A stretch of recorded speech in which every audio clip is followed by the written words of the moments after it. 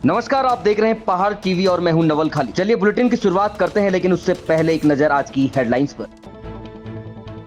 100 घंटे बाद फिर से खुला बद्रीनाथ नेशनल हाईवे। बीते रविवार को मलबा आने से 50 मीटर से ज्यादा टूट गई थी सड़क। उत्तराखंड डुंडा में सड़क बंद, प्रशासन ने यात्रियों को रोका। गंगोत्री नेशनल हाईवे खोलने के लिए लगातार काम कर रहा है बीआरओ। विद्यालय के नए भवन में छात्राएं हो रही बेहोश, कर रही हैं अजीब हरकतें, वीडियो हुआ वायरल। देहरादून में छात्र पर 20 से 25 युवकों ने किया पेचकस, धारदार हथियारों से प्राण घातक हमला। फेसबुक पर 3 माह पहले की थी सांप्रदायिक टिप्पणी। सांप्रदायिकता का जहर युवा वर्ग के दिमाग पर चढ़ चुका है। इसका उदाहरण देहरादून में 27 जुलाई की शाम को मिला, जब 3 माह पहले फेसबुक पर की गई एक टिप्पणी से नाराज होकर मुस्लिम समुदाय के 20 से अधिक युवकों ने वीरवार शाम गुरुराम राय यूनिवर्सिटी के एक छात्र को घेर लिया। हमलावरों ने पेचकस, छुरी, चाकू और अन्य धारदार हथियारों से उसके सर पर वार किए और उस पर हमला करके उसके प्राण लेने का प्रयास किया गया। बेहद गंभीर घायल छात्र को महंत इंद्रेश अस्पताल में भर्ती कराया गया, जहाँ उसकी हालत नाजुक बताई जा रही है। घटना से संबंधित क्षेत्र में तनाव की स्थिति बन गई है। पुलिस फोर्स मौके पर नजाकत को देखते हुए तैनात की गई है। घायल छात्र के पक्ष में सैकड़ों लोगों की भीड़ हमलावरों की गिरफ्तारी की मांग पर डटी है। आपको बता दें कि घटना देहरादून के पटेल नगर थाना क्षेत्र के इंद्रेश हॉस्पिटल के पास की है। पटेल नगर इंस्पेक्टर सूर्य भूषण नेगी ने बताया कि अमन भंडारी सरस्वती बिहार में रहता है और एसजीआरआर कॉलेज का छात्र है। अमन भंडारी ने करीब 3 माह पहले सोशल मीडिया साइट पर एक सांप्रदायिक टिप्पणी की थी। मामला पुलिस तक पहुंचा और इसको लेकर दोनों पक्ष में विवाद भी चल रहा था। दोनों पक्षों को बुलाकर पुलिस ने समझौता करा दिया था। अमन भंडारी ने जो पोस्ट की उसे डिलीट कर माफीनामा भी लिखवा दिया था। आरोप है कि इसके बाद भी अमन भंडारी को लगातार धमकियां मिली थी। 2 दिन पहले अमन भंडारी का कॉलेज खुला था और उसके बाद उस पर इस तरह का हमला हो गया। उत्तरकाशी से है, जहां उत्तरकाशी के डुंडा में सड़क बंद होने के कारण एहतियात के तौर पर सभी यात्रियों को रोका गया है। दरअसल धरासू के पास सड़क का मलबा आने से मार्ग बंद हो चुका है और बीआरओ की टीम गंगोत्री राष्ट्रीय राजमार्ग खोलने में लगी है, ताकि किसी भी प्रकार की कोई दुर्घटना न हो। इसके लिए प्रशासन ने पहले ही सभी यात्रियों को रोक दिया है और सभी से मार्ग खुलने के बाद ही यात्रा करने के लिए कहा है। वहीं बद्रीनाथ नेशनल हाईवे जो चमोली के कमेड़ा में रविवार से बंद पड़ा हुआ, उसे हल्के वाहनों के लिए खोल दिया गया है और अब छोटे वाहनों की आवाजाही यहाँ से शुरू हो चुकी है। अब खबर उत्तरकाशी से है, जहां राजकीय इंटर कॉलेज कमद में छात्राएं बेहोश होकर अजीब सी हरकतें करती हुई नजर आ रही हैं, जिसकी वीडियो भी तेजी से सोशल मीडिया पर वायरल हो रही है। जहां कुछ छात्राएं विद्यालय के नए भवन में प्रवेश करते ही बेहोश हो गई और उसके बाद होश में नजर नहीं आई। ग्रामीणों द्वारा बताया गया कि विद्यालय के नए भवन में प्रवेश के बाद लगातार ये समस्याएं आ रही है, जिसके बाद कई छात्राएं बेहोश हो गई और अजीब सी हरकतें करने लगी, जिसके बाद उन्हें अस्पताल पहुंचाया गया। उसके बाद गाँव में लाया गया, जहाँ देवी देवताओं ने उनकी रखवाली की। ग्रामीणों की माने तो नए भवन में जाने के बाद ये समस्या हुई है। स्थानीय ग्रामीण ने हमें बातचीत में बताया कि नए भवन में गृह प्रवेश, पूजा आदि नहीं करवाया गया है, जिस वजह से ये सारी हरकतें छात्राएं कर रही हैं। करना चाहूँगा राजकीय इंटर कॉलेज कमत की। राजकीय इंटर कॉलेज में अभी हाल ही में एक नए भवन का निर्माण हुआ है, जिसमें वहाँ पर 5-7 दिन पहले से बच्चों को जब बिठाया गया तो 9, 10, 11, 12 वाले बच्चे वहाँ पर जैसे ही बैठ रहे हैं तो बच्चे बेहोशी की हालत में हो रहे हैं। निरंतर प्रत्येक दिन 5-7 लड़कियाँ, 5-7 लड़कों को बाज़ार तक पहुँचाया जा रहा है। मैं प्रशासन से भी और प्रशासन से ये गुजारिश करूँगा कि महोदय, इस बिल्डिंग के बन जाने के बाद वहाँ पर क्या हालत बच्चों की हो रही है, जिसको लेकर के अभिभावक काफ़ी चिंतित हो रहे हैं। खबर अल्मोड़ा से है, जहां शुक्रवार सुबह एक बड़ा हादसा होने से टल गया। अल्मोड़ा पिथौरागढ़ हाईवे में पुनवा नौला के आगे एक रोडवेज बस खाई में गिरने से बाल बाल बच गई। रोडवेज बस सड़क से उतरकर गार्डर में जा टकराई। खाई और बस के बीच में करीब 1 फीट का फासला रहा, जिससे एक बड़ा हादसा होने से टल गया। इस हादसे के दौरान बस में 18 लोग सवार थे। जानकारी के मुताबिक शुक्रवार सुबह करीब 5:30 बजे अल्मोड़ा पिथौरागढ़ हाईवे में पुनवा नौला और आरतोला के बीच में मिरतौला के पास रोडवेज बस अनियंत्रित होकर सड़क के किनारे लगे गार्डर से जा टकराई। अगर गार्डर नहीं होता तो बड़ा हादसा हो सकता था। गनीमत रही बस गार्डर से टकराकर सड़क किनारे ही रुक गई। आपको बता दें कि बीते दिनों बाराकोट के पास एक रोडवेज बस का ब्रेक फेल हो गया था और कई यात्री बाल बाल बचे थे। बार बार रोडवेज बसों में आ रही तकनीक खराबी से अब विभाग पर भी बड़े सवाल खड़े होने लगे हैं। कांग्रेस अध्यक्ष करण महारा ने बीते दिनों अपने बयान पर हो रही राजनीति के बाद प्रदेश की जनता से माफी मांगी है। करण महारा ने साफ कहा है कि मेरी वजह से अंकिता की लड़ाई डाइवर्ट हुई है, ऐसा मैं माफी मांगता हूं। उन्होंने कहा है कि मेरी वजह से बीजेपी के नेताओं को बाहर निकलने का मौका मिला है। वहीं करण महारा ने साफ किया कि मेरे बयान से जिनका मन दुखी हुआ है, मैं उनसे माफी मांगते हुए एक दिन का मौन उपवास करूंगा। हाँ, निश्चित ही माफ़ी इसलिए मांग रहा हूँ कि मेरी वजह से लड़ाई डाइवर्ट करने का मौका भारतीय जनता पार्टी के लोगों को मिला है। जो लोग अंकिता के न्याय के लिए एक दिन भी बाहर नहीं निकले, उनको मौका मिला है इस मामले को दूसरी तरफ को मोड़ने का। और बाढ़ का मामला हो, करंट से भरने वाले 17 लोगों का मामला हो, केदारनाथ का मामला हो, जोशीमठ का मामला हो, भर्ती घोटालों के मामले हो, इनको ढकने की कोशिश बीजेपी को कर रही है और उनको ये मौका मिला। ऋषिकेश से है, जहां परमार्थ निकेतन के नाम पर लाखों की धोखाधड़ी करने वाले मुख्य आरोपी को पौड़ी पुलिस ने दिल्ली से गिरफ्तार कर लिया है। आरोपी के कब्जे से कई बैंकों के एटीएम, मोबाइल फोन और नकदी बरामद हुई है। वहीं 15 संदिग्ध बैंक खाते भी पुलिस ने फ्रीज कर दिए हैं और साथ ही 3 फर्जी वेबसाइट, 5 फ्रॉड मोबाइल भी ब्लॉक कर दिए हैं। दरअसल 15 अप्रैल को रामानंद तिवारी ने थाना लक्ष्मण झूला में एफआईआर दर्ज करवाई थी कि उनके साथ किसी अज्ञात व्यक्ति द्वारा परमार्थ निकेतन के नाम से फर्जी वेबसाइट बनाकर ऑनलाइन कमरा बुक करने के नाम पर विभिन्न खातों में धनराशि जमा करवाई जा रही है। वहीं ऑनलाइन धोखाधड़ी और ठगी भी की गई है, जिसके बाद पुलिस टीम ने त्वरित कार्रवाई करते हुए हरियाणा, दिल्ली आदि स्थानों पर जाकर बैंकों के एटीएम चेक किए और बैंकों से की गई ट्रांजैक्शन के आधार पर आरोपी की तलाश शुरू की गई और आरोपी को 26 जुलाई को जामिया मिलिया दिल्ली से गिरफ्तार किया गया है। आरोपी ने 10 दिन में ही लगभग 35 लाख का ट्रांजैक्शन किया था।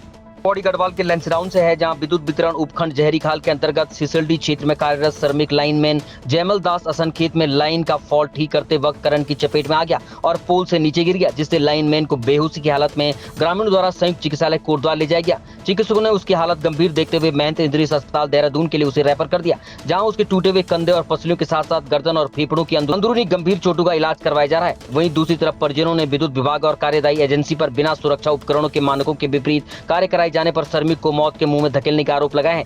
आरोप है कि रात के 11 बजे तक काम करने के बाद भी ओवर टाइम का पैसा नहीं दिया जाता। वहीं श्रमिकों को पीएफ, ईएसआई और इंश्योरेंस का लाभ भी नहीं दिया जा रहा है। अन्य श्रमिक लाइनमैन और मीटर रीडरों ने भी परिजनों के साथ मिलकर साथी जयमल को विभाग द्वारा इलाज के लिए इंश्योरेंस की राशि और क्षतिपूर्ति भत्ते सहित आर्थिक मुआवजा न दिए जाने पर विद्युत आपूर्ति रोकने और आंदोलन करने की चेतावनी दी है। प्रदेश के लोक निर्माण विभाग, पर्यटन और हरिद्वार जिले के प्रभारी मंत्री सतपाल महाराज की अध्यक्षता में बृहस्पतिवार को मेला नियंत्रण भवन में जिला योजना समिति की बैठक आयोजित की गई। सतपाल महाराज ने बताया कि वार्षिक जिला योजना के अंतर्गत वित्तीय वर्ष 2023-24 में जनपद हरिद्वार के लिए 6,234 लाख से ज्यादा रुपए स्वीकृत हुए हैं, जिसमें पिछले वर्ष की तुलना में 26.15% की वृद्धि हुई है। मंत्री ने आपदा का जिक्र करते हुए कहा कि हरिद्वार के कई क्षेत्र अतिवृष्टि की वजह से आपदा प्रभावित हैं और आपदा के अंतर्गत जो भी कार्य होने होंगे वो किए जाएंगे। इसके अतिरिक्त आपदा प्रभावित क्षेत्रों का आकलन करने के लिए एक केंद्रीय टीम भी यहाँ आ रही है। इस वित्तीय वर्ष 2023-24 का परिव्यय 62 करोड़ 34 लाख 48 हज़ार जो हमने यहाँ पर अभी समय स्वीकृत किया है। पिछले साल जो है, पिछले वित्तीय वर्ष 2022-23 में जो परिव्यय था वो 49 करोड़ 42 लाख था। तो इस समय हमने जो है 26.15% जो है बढ़ाया है और इसमें जो है 50% जो है पुराने कामों में खर्च होगा और 50% नए कामों में खर्च होगा। और इसके साथ साथ निश्चित रूप में, क्योंकि ये आपदा से प्रभावित क्षेत्र है, तो माननीय मुख्यमंत्री जी से सलाह करके हम लोग यहाँ केंद्र की टीम भी आ रही है, तो आपदा के क्षेत्र के अंदर जो भी सहायता होगी वो इस क्षेत्र के हम लोग करवाएंगे। हरिद्वार के उन पर विचार करेंगे और कोई भी अगर कमी होगी तो उसको पूरा करेंगे। हमारे को जैसे भी संभव होगा बजट में, जैसे भी प्रावधान होगा उसके हिसाब से हम जो है अमली जामा पहनाएंगे और जो बहुत से सुझाव हमारे पास आए हैं उनको हम कार्य रूप लक्सर से है, जहां तहसील क्षेत्र के भूरना गांव में उस वक्त हड़कंप मच गया जब गांव में ही निवासी राहुल का शव बरामद कर लिया गया। लक्सर क्षेत्र के पुलिस को सुबह सूचना प्राप्त हुई थी कि एक युवक का शव भूरना गांव में पड़ा हुआ है। सूचना पाते ही तत्काल मौके पर पुलिस पहुंची और उन्हें शिनाख्त करते हुए प्रथम दृष्टया जांच कर उसके शव को अपने कब्जे में ले लिया और पूर्ण रूप से जांच करने के बाद पुलिस द्वारा मृतक के शव को पोस्टमार्टम के लिए भेज दिया गया है। मृत्यु के कारणों का अभी पता नहीं चल सका है। वहीं पुलिस द्वारा बताया गया कि इस मामले में जाँच जारी है। जहां रुड़की के मछली बाजार में रामपुर रोड की खराब हालत को देखकर अब लोगों का गुस्सा फूटने लगा है। इस रोड पर गड्ढे ही गड्ढे नजर आते हैं, जिस कारण यहां लोगों को रोजाना हादसों का शिकार होना पड़ रहा है। इसी बात से नाराज होकर स्थानीय लोगों द्वारा मेयर गौरव गोयल की रामपुर रोड से मेन बाजार तक शव यात्रा निकालेगी। शव यात्रा में नगर निगम के पार्षद सालिम, बेबी खन्ना आदि मौजूद रहे। आपको बता दें कि मछली बाजार मुर्गा बाजार से रामपुर तक जाने वाली रोड की हालत काफी दिनों से खराब चल रही है। स्थानीय लोगों का कहना है कि उनके द्वारा मेयर गौरव गोयल को कई बार रोड की शिकायत की गई, लेकिन रोड की स्थिति में कोई सुधार नहीं किया गया। इसी बात से नाराज होकर स्थानीय लोगों के द्वारा मेयर गौरव गोयल की शव निकालेगी। कैसे बदलूं ना? उसने कल अपनी बाइट में परसों ये कहा कि पार्षद नीच है। आप देख लीजिए भाई, हम अभी इसमें मुकदमा भी कराएंगे कि हम नीच है या नहीं है। नीच है या गलती कर रहे हैं वो खुद कर रहे हैं, उनके पास पावर है। वो चेयरमैन है निर्माण कमेटी के, वो टेंडर निकालने के चेयरमैन है। पार्षद सिर्फ प्रस्तावक है, वो अपने प्रस्ताव देता है और जिसने पार्षद ने अपने प्रस्ताव नहीं दिए हुए, मैं उसका जिम्मेवार हूँ। जितनी सड़कें टूटी उसके प्रस्ताव आए। आज 2 साल हो गए हमारे को चीखते हुए, इन्होंने कोई टेंडर नहीं करा पार्षद के कहने से। पौड़ी से है, जहां गुरुवार को राष्ट्रीय शिक्षा नीति की तीसरी वर्षगांठ पर केंद्रीय विद्यालय में आयोजित कार्यक्रम में स्कूल की प्रभारी प्राचार्य मनीषा मखीजा ने अभिभावकों को राष्ट्रीय शिक्षा नीति की विस्तार से जानकारी दी। प्रभारी प्राचार्य ने बताया कि राष्ट्रीय शिक्षा नीति के तहत स्कूल में कक्षा 1 में प्रवेश की आयु 6 साल कर दी गई है। देहरादून संभाग के 23 स्कूलों में बाल बाटिका शुरू हो गई है। इसके साथ ही विद्यांजलि दीक्षा पोर्टल PM ई विद्या से छात्र छात्राओं को पठन पाठन करवाया जा रहा है। उन्होंने कहा कि बच्चों को उनकी आयु के मुताबिक उनके अनुरूप ही शिक्षा दी जा रही है। जवाहर नवोदय विद्यालय के प्राचार्य योगेंद्र सिंह पाल ने बताया कि नई शिक्षा नीति के तहत कक्षा 2 तक लोकल भाषा में भी शिक्षा देने का काम किया जा रहा है। इसके साथ ही जिन भाषाओं की लिपि उपलब्ध है उन भाषाओं के तहत कक्षा 5 तक शिक्षा देने का प्राविधान है। मुख्य विषय नई शिक्षा नीति के मुख्य बिंदुओं पर चर्चा करना ही रहा है। इसमें जो विशेष परिवर्तन आया है उसमें जो कक्षा 1 में बच्चों के एडमिशन का एज है वो चेंज हो गया है। पुरानी शिक्षा नीति में वो 5 वर्ष का था, लेकिन अभी विगत 2 वर्षों से बच्चों की जो प्रवेश आयु है वो 6 वर्ष कर दी गई है। तो वो एक मुख्य परिवर्तन है जो नई शिक्षा के नीति के तहत केंद्रीय विद्यालयों में और नवोदय विद्यालयों में रखा गया है और इम्प्लीमेंटेड है। खबर अल्मोड़ा से है, जहां अल्मोड़ा जिले के विकास कंसल्ट के राजकीय इंटर कॉलेज मछोड़ में न्याय पंचायत स्तरीय 2 दिवसीय मुख्यमंत्री उदयमान खिलाड़ी योजना का शुभारंभ प्रभारी प्रधानाचार्य GD बुगोड़ी ने किया। मुख्यमंत्री उदयमान योजना में इंटर कॉलेज भंडार खोला, गुनवा, देखुन, डबार, सोराल सहित अन्य विद्यालयों के छात्र छात्राओं और खेल प्रतियोगिताओं में 4 टीमों ने प्रतिभाग किया। वहीं खेल में प्रतियोगिता प्रथम, द्वितीय, तृतीय आने वाले छात्रों को ब्लॉक जिला स्तरीय खेलों में प्रतिभाग करने के लिए भेजा जाएगा।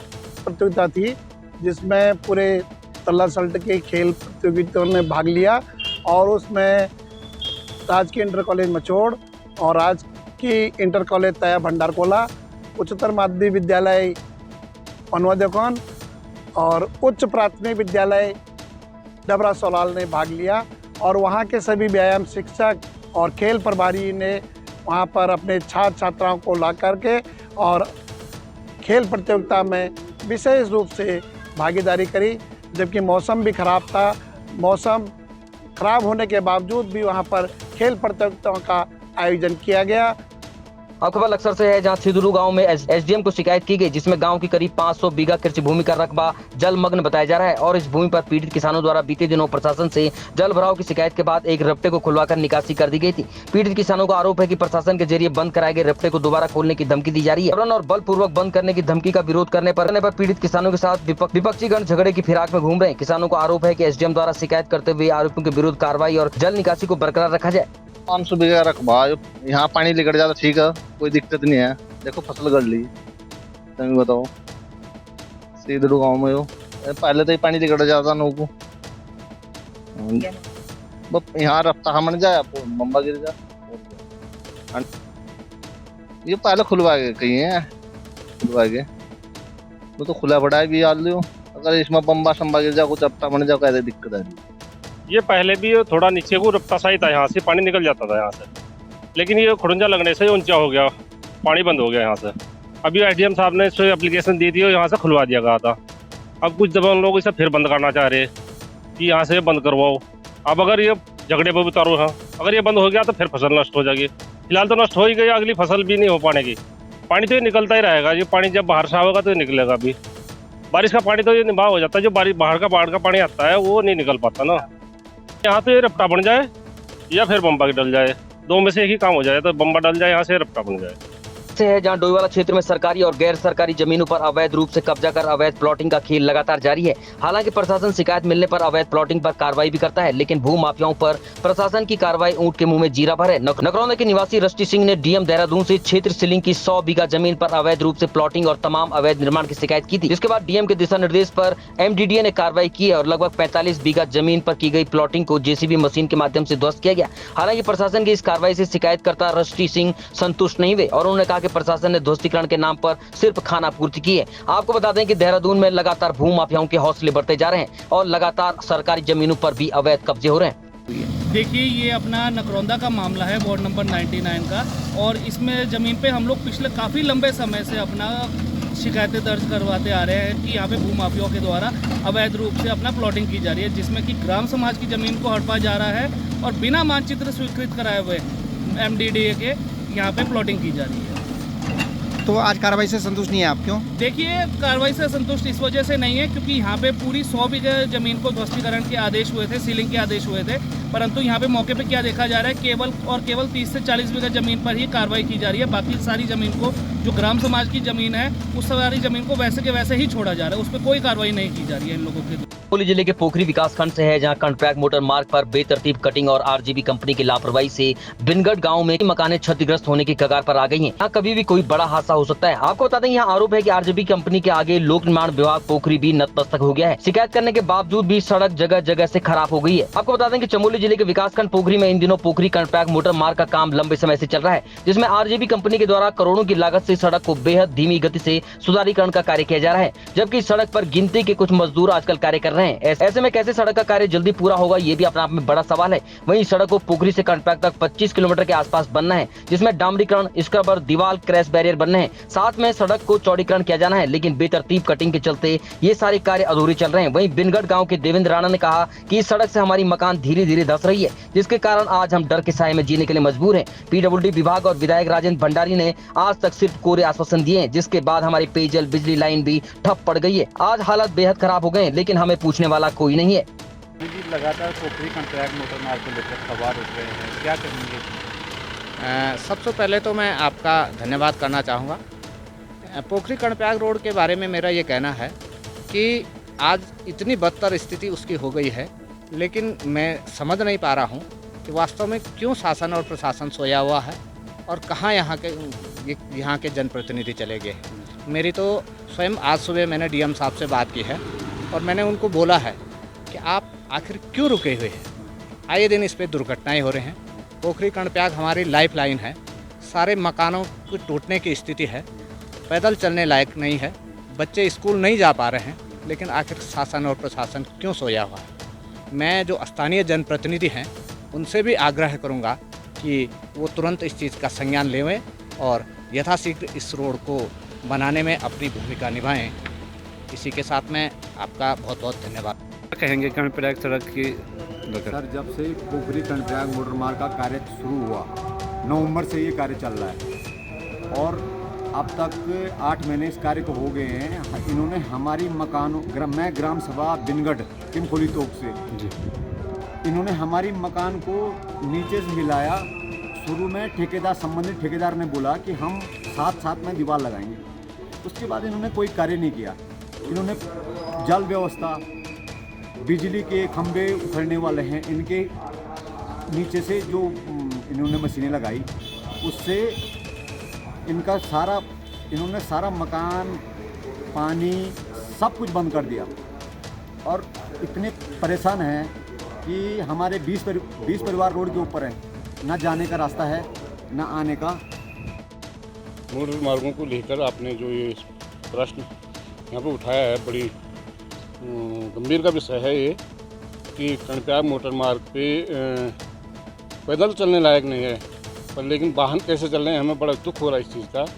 और मेरा केवल कॉन्ट्रैक्ट नहीं, पोखरी हापला गोपेश्वर मोटर मार्ग का भी इसमें मैं जिक्र करूँगा। मैं अभी त्रिशूला बैंक से आ रहा हूँ, लेकिन वहाँ गाड़ी जाने के लिए है ही नहीं और कई बार दुर्घटना का शिकार होने से बाल गाड़ियाँ बच रही हैं। और मेरा जो है डीएम चमोली और उत्तराखंड सरकार से मेरा निवेदन है और पूरी जनता की ओर से भी निवेदन है कि सरकार इन रोडों का अच्छी ढंग से सुधारीकरण करने के लिए जो पैसा व्यय कर रही है, उस पैसा का भी ध्यान दें और रोडों का भी ध्यान दें। और लोगों नगरी नैनीताल से है, जहां एक व्यक्ति का पैर फिसलने से बलिया नाला गहरे खाई में गिर जाने से वो चोटिल हो गया। बड़ी मुश्किल के बाद पुलिस ने रेस्क्यू कर उस व्यक्ति को निकालकर अस्पताल पहुंचाया। आपको बता दें, कैलाश राम हरिनगर बूचड़खाने का रहने वाला है, जिसका पैर फिसलने के कारण बलिया नाला गहरी खाई में जा गिरा, जिसकी सूचना पुलिस को दी गई। सूचना पर प्रभारी थाना अध्यक्ष तल्लीताल संदीप नेगी के नेतृत्व में चीता आरक्षी अमित गहलोत और अन्य साथी मौके पर पहुंचे और तत्काल खोजबीन शुरू की गई और सर्च अभियान चलाया गया, जिसके बाद कैलाश राम को रेस्क्यू किया गया और उसके बाद एम्बुलेंस के माध्यम से नजदीकी अस्पताल बीडी पांडे नैनीताल में प्राथमिक उपचार के लिए भिजवाया गया है। अब खबर लक्सर से है, जहां लक्सर में बाढ़ के बाद पैदा हुई आपदा को लेकर मुख्यमंत्री सहित उत्तराखंड सरकार के कई कैबिनेट मंत्री लक्सर में बाढ़ प्रभावित क्षेत्रों का दौरा कर चुके हैं, जिसमें शुक्रवार को गन्ना और पशुपालन मंत्रालय का जिम्मा संभाल रहे। वहीं शुक्रवार को मंत्री सौरभ बोगड़ा ने भी लक्सर क्षेत्र का दौरा किया। आपको बता दें कि सेठपुर सहित हुसैनपुर, मोहम्मदपुर बुजुर्ग के अलावा जैनपुर आदि गाँवों का दौरा करने के लिए पहुंच। इस दौरान उन्होंने कहा कि हरिद्वार क्षेत्र में इस तरह की आपदा का आना बेहद दुखद है और प्रदेश के मुख्यमंत्री सहित कई कैबिनेट मंत्री भी प्रभावित क्षेत्र का स्थलीय दौरा कर चुके हैं। उनके द्वारा भी मौके पर निरीक्षण के जरिए नुकसान का जायजा लिया जा रहा है, जिसके बाद नुकसान के मुआवजे को लेकर उचित आकलन करते हुए आगे कार्रवाई की जाएगी। ये देखिए, हरिद्वार में जो हुआ वो दुखद था, क्योंकि एक हमारी गन्ने की सबसे बड़ी बेल्ट हरिद्वार जिले की है और कहीं ना कहीं जो क्षति हुई है हमारे किसानों को, उसके लिए सरकार गंभीर है। हमारे मुख्यमंत्री जी माननीय पुष्कर सिंह धामी जी यहाँ का सर्वे कर चुके हैं, खुद आ चुके हैं। हमारे प्रभारी मंत्री माननीय सतपाल महाराज जी यहाँ पर आके सर्वे कर चुके हैं। हमारे कृषि मंत्री गणेश जोशी जी यहाँ पर आके सर्वे कर चुके हैं और आज गन्ने किसानों को कितना नुकसान हुआ है उसको देखने के लिए मैं खुद यहाँ पर आया हुआ हूँ। एक कोशिश है सरकार की कि जो एक्चुअल नुकसान है उसका जायजा लिया जाए और उसका कितना हमारे किसान भाइयों को रिलीफ कितनी देनी चाहिए। अब खबर पिथौरागढ़ से है, जहां थाना नाचनी पुलिस द्वारा एक थार वाहन में अवैध रूप से 9 पेटी अंग्रेजी शराब और 1 पेटी बियर परिवहन किए जाने के मामले में चेकिंग के दौरान बरामद किया गया। वाहन चालक कविंद्र सिंह डुंगरी पिथौरागढ़ का रहने वाला है, जिसे थाना नाचनी द्वारा गिरफ्तार किया गया है। आपको बता दें कि गिरफ्तार करने वाली टीम में थाना अध्यक्ष चंदन सिंह, हेड कांस्टेबल प्रमोद कुमार आदि शामिल थे। पिथौरागढ़ जिले के नाचनी हरिया में देर रात हुई भारी बारिश के कारण सड़क पूरी तरह से बंद हो गई। इस सड़क बंद होने से आम जनमानस को काफी परेशानियों का सामना करना पड़ा। हरिया जो कि आपदा की दृष्टि से बेहद ही सुर्खियों में रहता है। लोक निर्माण विभाग पर आरोप है कि लोक निर्माण विभाग साल भर तक इसमें कोई काम नहीं करता। बरसात शुरू होते ही लोगों को इसका खामियाजा भुगतना पड़ता है। एकमात्र ये ऐसी जगह है जहाँ 100 से 200 मीटर हर रोज एक नई सड़क बनानी पड़ती है। इसके लिए लोक निर्माण विभाग कोई ठोस नीति नहीं बना पा रहा है, जिसका खामियाजा आम जनता को भुगतना पड़ रहा है।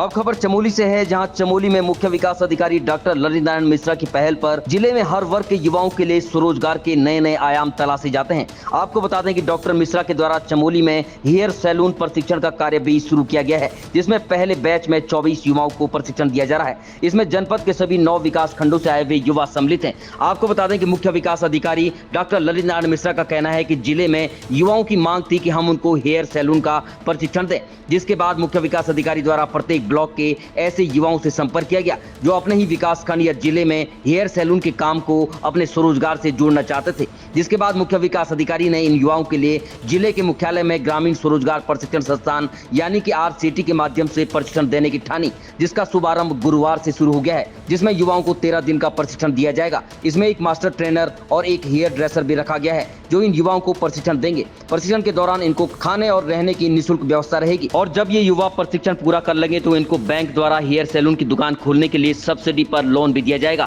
और खास बात यह है कि इन सभी युवाओं के हेयर सैलून की दुकान का नाम एक ही रखा जाएगा। इसका मुख्य उद्देश्य है कि वर्तमान में हर गांव और कस्बों और शहरों में एक कुशल हेयर ड्रेसर की अत्यधिक आवश्यकता होती है। अक्सर देखने में आता है कि शहरों में हेयर ड्रेसर की उपलब्धता है, लेकिन गांव स्तर पर छोटे कस्बों में हेयर ड्रेसर की उपलब्धता नहीं है, या फिर शहरों से आकर कुछ लोग इस काम को कर रहे हैं। हेयर ड्रेसर वर्तमान में एक ऐसा काम है जिसमें कम लागत में अच्छा मुनाफा कमाया जा सकता है। इस उद्देश्य से डॉक्टर ललित नारायण मिश्रा, मुख्य विकास अधिकारी चमोली की पहल पर चमोली के लोगों के लिए 13 दिवसीय हेयर ड्रेसर का प्रशिक्षण RCT के माध्यम से दिया जा रहा है।